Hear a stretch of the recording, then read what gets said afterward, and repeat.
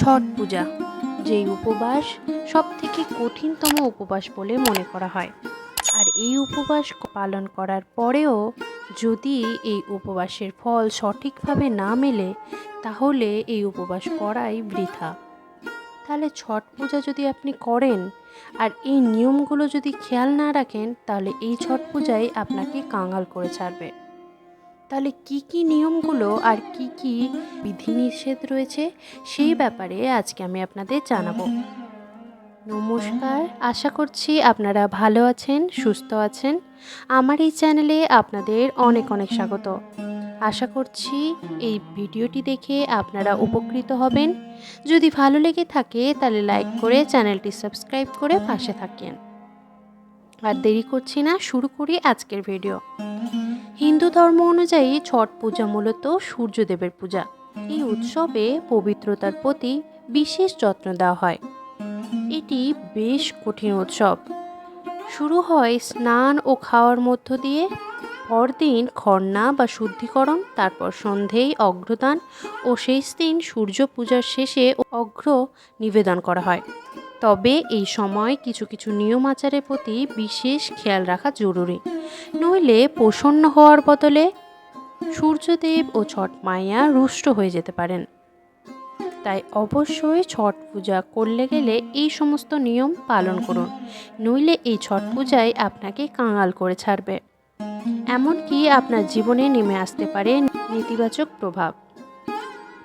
তাহলে আমি এক এক করে পয়েন্টগুলো বলছি, আপনারা মন দিয়ে শুনুন। প্রথম, শাস্ত্রে ছট পুজোয় সূর্যদেবকে অগ্র নিবেদনের বিধান রয়েছে। সূর্যদেবকে অগ্র নিবেদনের সময় স্টিল বা কাঁচের পাত্র ব্যবহার করা একেবারেই উচিত নয়। এই দিন আপনারা স্টিল বা কাঁচের পাত্রের বদলে পিতলের পাত্রে সূর্যদেবকে অগ্র নিবেদন করুন। দ্বিতীয়, ছট পুজোয় পরিষ্কার পরিচ্ছন্নতার প্রতি বিশেষ গুরুত্ব দেওয়া হয়েছে।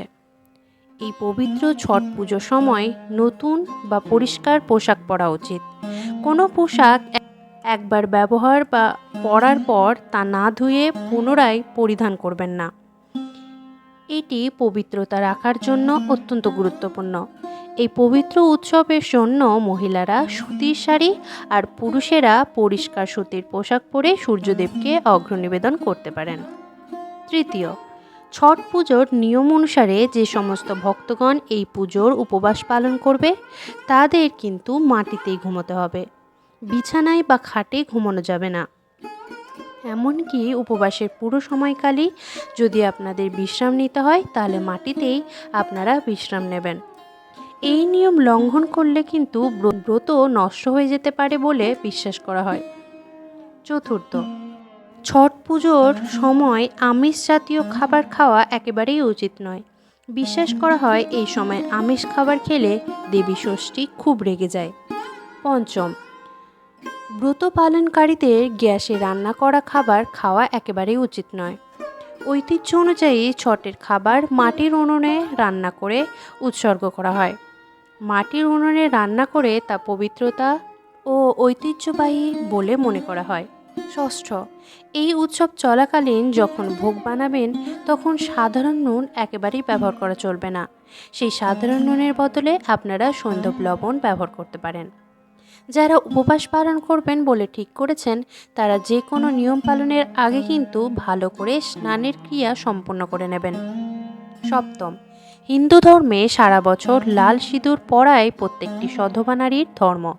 তবে এই উৎসবের সময় এই কয়েকদিন অবশ্যই আপনারা লাল সিঁদুরের বদলে কমলা রঙের সিঁদুর ব্যবহার করুন। এই সময় মদ্যপান বা আমিষ খাওয়া থেকে বিরত থাকুন। এইসব করলে কিন্তু জীবনে নেতিবাচকতা আসতে পারে। অষ্টম, পুজো করার সময় সূর্যদেব ও ছটি মাইয়াকে আপনারা দুধ অর্পণ করে পুজো সম্পন্ন করতে পারেন। আর রাতে অবশ্যই ব্রতকথা পাঠ করুন বা শ্রবণ করুন। নবম, ছট উৎসবের 4 দিন চুল ও নখ ও দাড়ি কামানো অর্থাৎ শেভিং করা একেবারেই উচিত নয়। ভুলেও এই সমস্ত জিনিস করবেন না। এই সমস্ত দিকগুলো একটু খেয়াল রাখবেন। দশম ও সর্বশেষ পয়েন্ট, এই পুজোর সময় ধামা বা ঝুড়ি ভর্তি করে পুজোর সামগ্রী ঘাটে নিয়ে যাওয়া হয়। খেয়াল রাখতে হবে সেই ধামা বা ঝুড়িটি যাতে ভাঙা বা পুরনো না থাকে। এছাড়া যে সমস্ত পুজোর সামগ্রী নিয়ে যাচ্ছেন, যেমন ফুল ফল, এই সমস্ত যাতে বাসি না থাকে বা ফলগুলো যাতে নষ্ট না হয়ে যায়, সেই দিকটাও একটু খেয়াল রাখবেন। আশা করছি এই ভিডিওটি দেখে আপনারা উপকৃত হয়েছেন। তাহলে কেমন লাগলো আজকের ভিডিওটা আমায় কমেন্ট করে জানান। ভালো লাগলে চ্যানেলটি সাবস্ক্রাইব করে পাশে থাকেন। তাহলে আজকের মতো এখানেই বিদায় জানাচ্ছি। আবারও দেখা হবে নতুন কোনো ভিডিও নিয়ে। সবাই ভালো থাকুন, সুস্থ থাকুন। রাধে রাধে।